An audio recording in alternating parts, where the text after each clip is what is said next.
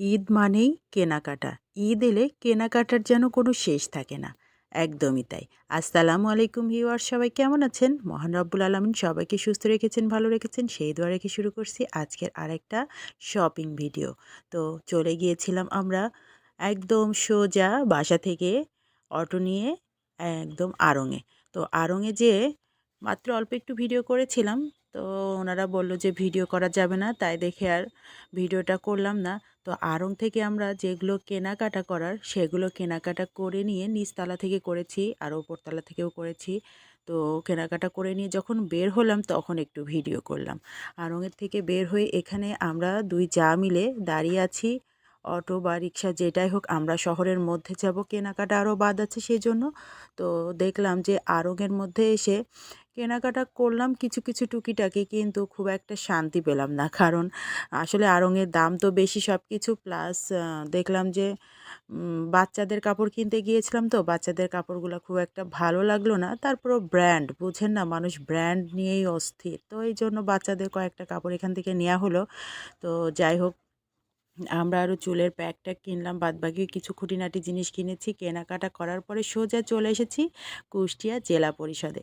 এটাই হচ্ছে এখন সুন্দর একটা শপিং করার মার্কেট, শপিং মল, যেটা এখানে কিন্তু ১,০০০ টাকা থেকে শুরু, মানে ১,০০০ টাকা পর্যন্ত কেনাকাটা করলে ওরা কুপন দিচ্ছে। তো আমি তো গত দিন ছেলের জন্য কেনাকাটা করেছিলাম, তখনও দিয়েছিল, সেগুলো জমা দেওয়া হয় নাই। আবার আজকে আমরা দুই যা মিলে কেনাকাটা করলাম, সেখানেও বেশ কুপন পেয়েছি।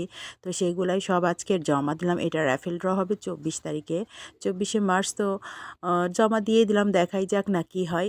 আমরা দুই যা মিলে কাপড় কিনলাম, কিনে তারপরে এখানে র্যাফেল ড্র যেটা কুপন পেয়েছি সেটা হচ্ছে জমা দিয়ে দিয়েছি। তারপর নিচে আরেকটু দেখলাম, ঘুরলাম ফিরলাম।